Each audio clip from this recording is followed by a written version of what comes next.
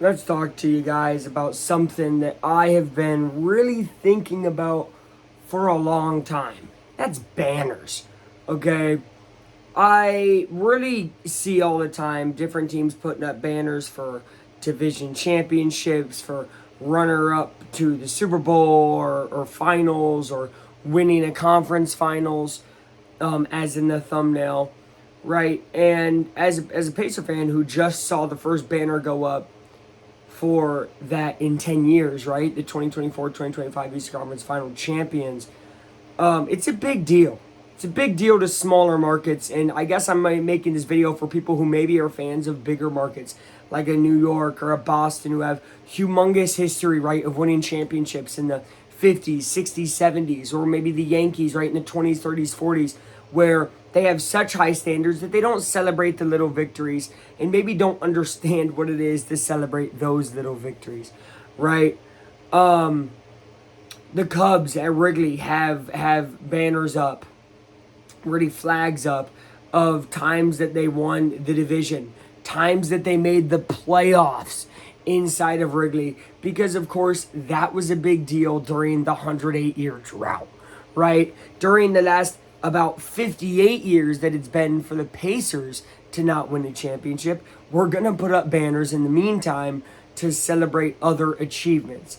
I think this is a basic, understandable thing if you have any thought process at all about sports, and again about smaller markets, right? Now it does come to a point, right? The Colts putting up AFC runner up when they lost to Deflategate and the Patriots was lame, and everybody agreed it was lame and they took it down.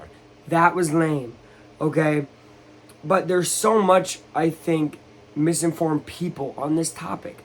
They're not putting up banners for stuff that isn't real. Winning the division matters, and it should matter because it's a regular season award, yes, of course, but it's something that should be celebrated. Eastern Conference Final champion should be celebrated. You're better than half the league, right? And now you got your bid in the final. Do you want to be raising the championship banner only? Of course. But that's not always the reality of how things go, right? And especially, I'd say, outside of those big media markets over there, right? The Bostons, the New York, the ones up there who are like, hey, our standards are, if it's not a championship banner, we won't put it up, right?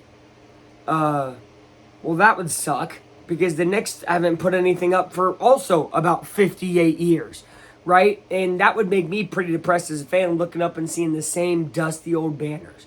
So I like the newness, I like the freshness, and also it's celebrating the journey, which sports at the end of the day, the reason we all watch them, at least the reason I watch them, is they're like life. It's the journey, right? Not every season is going to be the one that you do everything, right? Kind of like in life, not every friend that you make is going to be the friend for life, right? That's not a championship friend. Maybe you made a regular season friend, right? He's going to be here for a little bit, but then they're going to be gone, right? Maybe you have a relationship that goes a while, but that ain't the championship type of relationship. You can still celebrate it and be like, you know what, that was a good division winning regular season type of relationship. And that's sports world, right? It's the journey more than the destination sometimes. And if we're not celebrating our small victories, then why celebrate at all? So I'm a fan of banners as long as they make sense. Again, AFC runner up. That banner was lame, but a banner like 2024-2025 Eastern Conference Champions is an awesome banner, especially because that season needs to be remembered for what Hallie did and what that team meant to me and this city. So that's my thoughts. Tell me what you guys think down below. See you guys next time. Have a good time. Is out.